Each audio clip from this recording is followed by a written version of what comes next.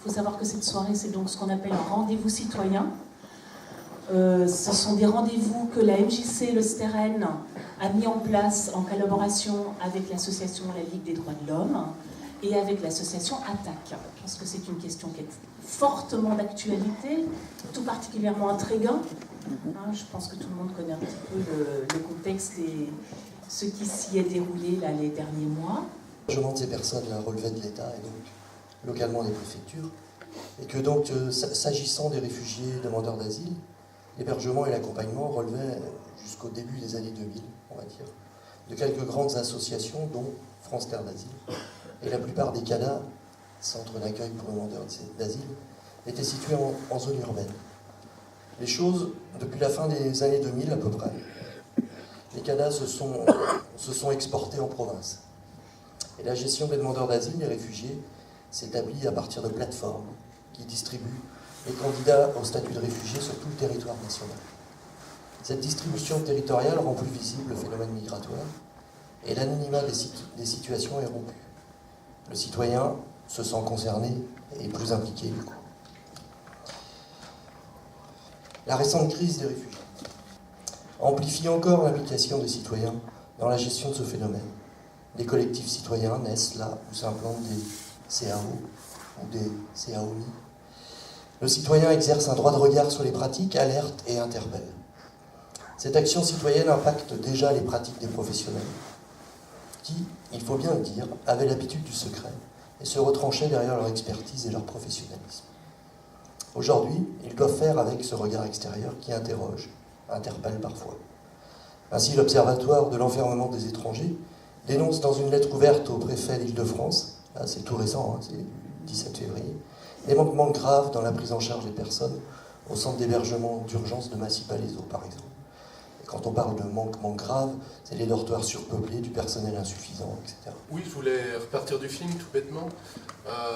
Une toute petite remarque que je ne sais pas si vous avez remarqué dans une scène qui a été filmée dans le port de Patras, en Grèce.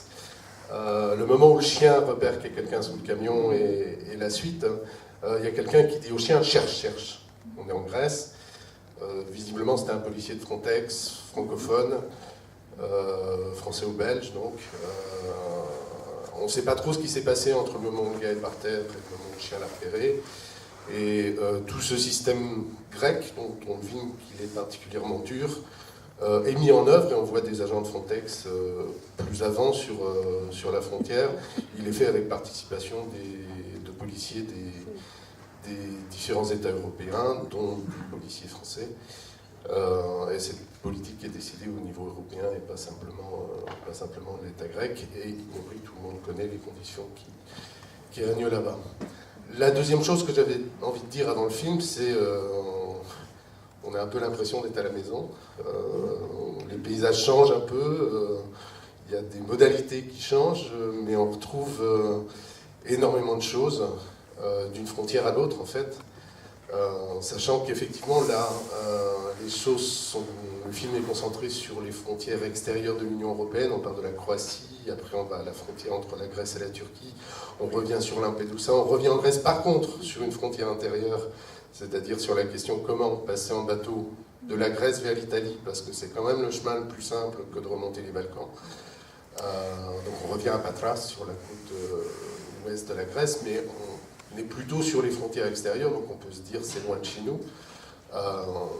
La frontière entre l'Irlande et le Royaume-Uni d'une part, la France, la Belgique et les Pays-Bas, on a une situation à la frontière qui est très analogue à des choses qu'on avait pu voir dans le film.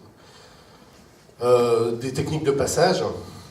Alors effectivement, quand on peut payer un passeur, on n'attrape pas les camions quand ils roulent, quand ils ralentissent au carrefour pour se glisser dessous. En général, il y a des plans arrangés quand les camions sont arrêtés. C'est légèrement moins dangereux, mais quand on n'a pas d'argent, on passe la frontière britannique de la même manière. On a un carré musulman dans les différents cimetières d'ailleurs de Calais au fil du temps, dont une partie des tombes sont avec un nom, une date de naissance, une date de mort, mais parfois sans nom et avec juste une date de décès. Donc les morts à la frontière, on connaît ça aussi sur le sol français à la frontière britannique. toutes les technologies policières qui émaillent, notamment la première partie du film, on retrouve ça avec des variantes, de même que les fouilles sur les camions observés, etc., les chiens aussi.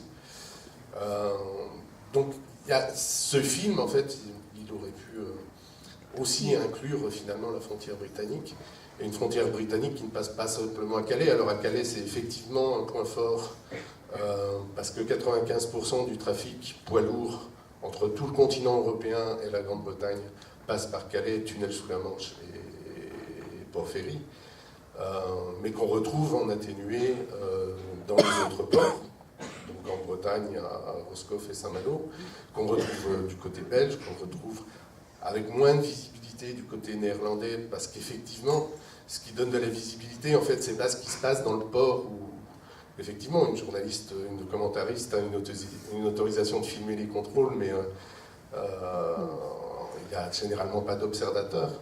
Ce qu'on repère en général, c'est quand les gens bloqués se rassemblent dans des bâtiments vides, se rassemblent sur des terrains. Donc il y a des squats, des campements qui apparaissent. Et effectivement, aux Pays-Bas, on n'a pas ça parce qu'on a un tissu urbain très dense et relativement peu de personnes qui essaient de passer, donc finalement qui passent inaperçus. Mais on a quand même la même chose. Et puis, le long des voies de communication, c'est-à-dire un camion, on peut monter dedans juste dans le port ou à l'entrée du port, mais on peut monter dedans 100 km en amont sur les parkings, donc tout un chapelet en fait de campements, de lieux de passage le long des autoroutes qui mènent au littoral et particulièrement à Calais. Ça, c'était un peu pour l'espace. Le temps, les premiers écrits qu'on trouve un peu sur... il y a un problème à Calais lié à ces gens bloqués à la frontière. C'est 1986, avec une double approche en fait, à la fois de gens qui habitent Calais et qui voient errer dans les rues des gens qui ont été bloqués à la frontière, et puis Amnesty International qui se dit on trouve des gens qui viennent du Sri Lanka, on trouve des gens qui viennent